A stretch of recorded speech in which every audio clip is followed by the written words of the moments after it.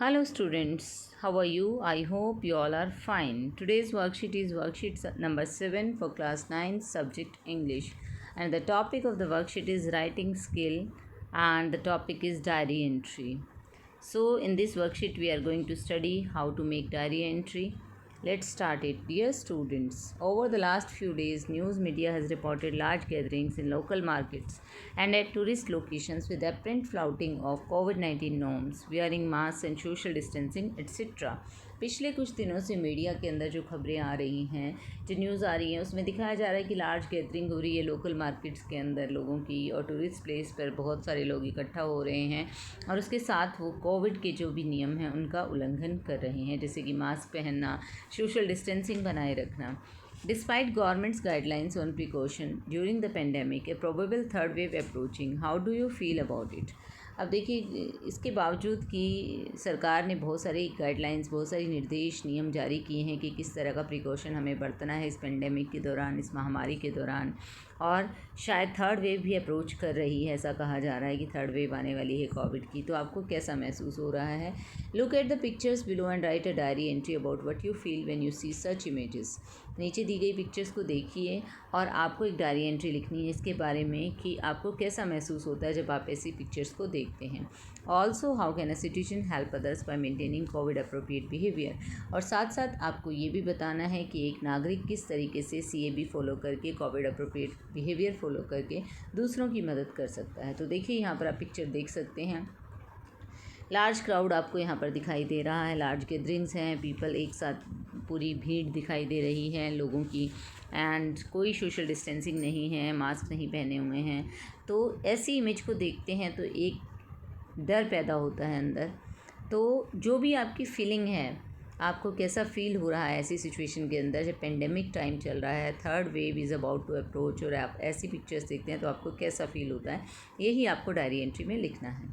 तो आइए पहले फॉर्मेट की बात करते हैं कि डायरी एंट्री का फॉर्मेट कैसा होता है. सबसे पहले हमें डायरी एंट्री लिखते हुए सबसे पहले हमें डेट लिखना होता है लेफ़्ट हैंड साइड के ऊपर.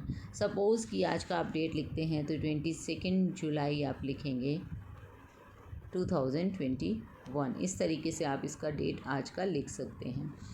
देन आपको डे लिखना होता है. डे लिख सकते हैं आप जिस डे पर आप लिख रहे हैं डायरी. सपोज़ इट्स थर्सडे तो हम थर्सडे लिखेंगे, अगर ट्यूसडे है तो हम ट्यूसडे लिखेंगे.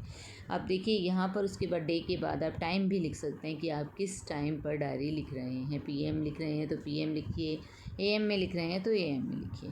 देन आपको सैल्यूटेशन लिखना होता है, एड्रेस करना होता है डायरी को डियर डायरी. उसके बाद आप लिख सकते हैं आपका अपना एक्सपीरियंस, आपकी सोच, जो भी आप लिखना चाहते हैं. तो हमें जो टॉपिक दिया गया है कि इन इमेजेस को देखकर, ऐसी सिचुएशन को देखकर हम कैसा फील करते हैं और क्या होना चाहिए, तो उसके बारे में हमें लिखना है. तो वो मेन बॉडी में आप लिख सकते हैं, लास्ट में आता है आपका नाम. इस तरीके से ये डायरी एंट्री का फॉर्मेट होता है.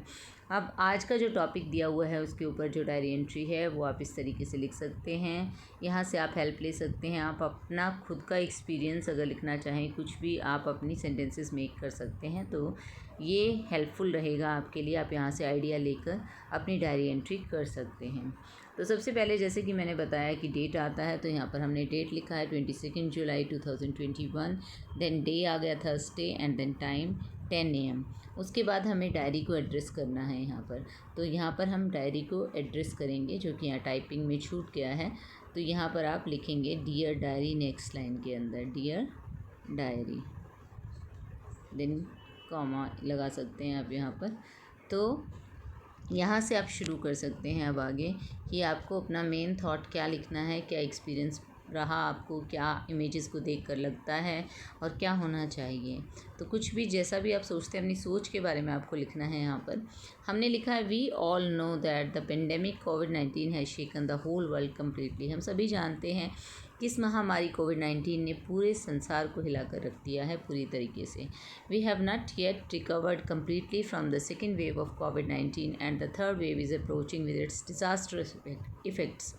अभी हम सेकेंड वेव से ही बाहर नहीं निकल पाए हैं, पूरी तरह से ठीक नहीं हो पाए हैं COVID-19 की, कि थर्ड वेव भी अप्रोच कर रहा है, आ रहा है अपने भयानक इफ़ेक्ट्स को लेकर, जो भी उसके बहुत ही विनाशकारी प्रभाव होने वाले हैं उनके साथ वो भी अप्रोच कर रही है थर्ड वेव.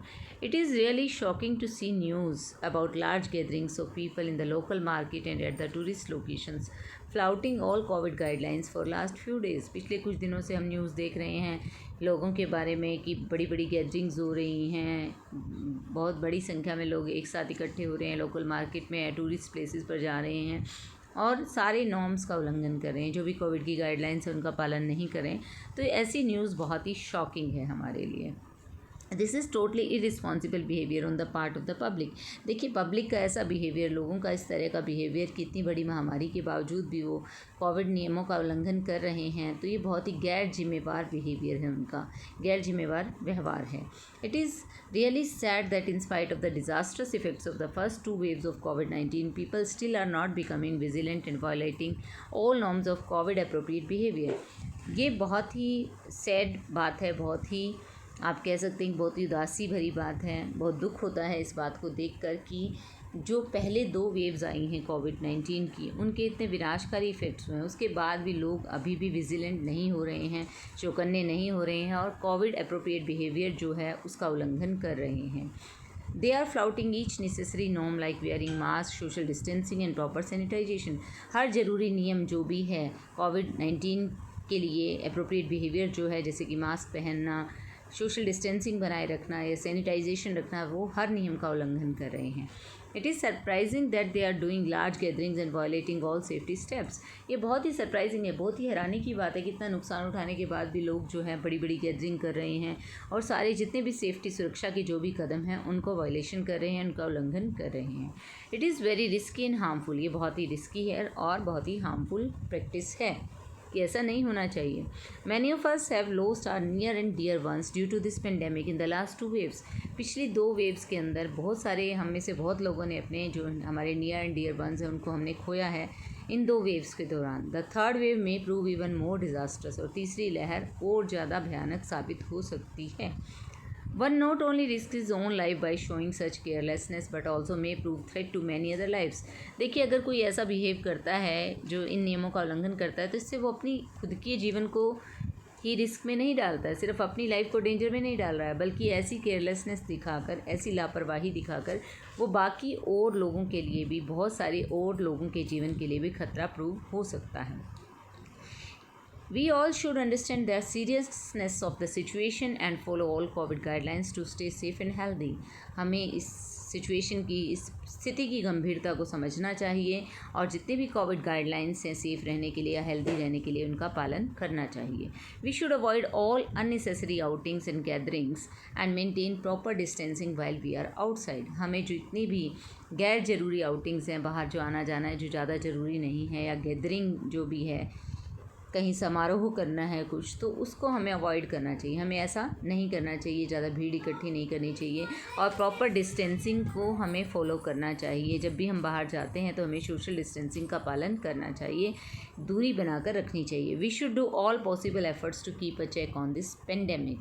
तो हमें जो है हर संभव प्रयत्न करना चाहिए ताकि हम इस पेंडेमिक, इस महामारी के ऊपर नियंत्रण हासिल कर सकें.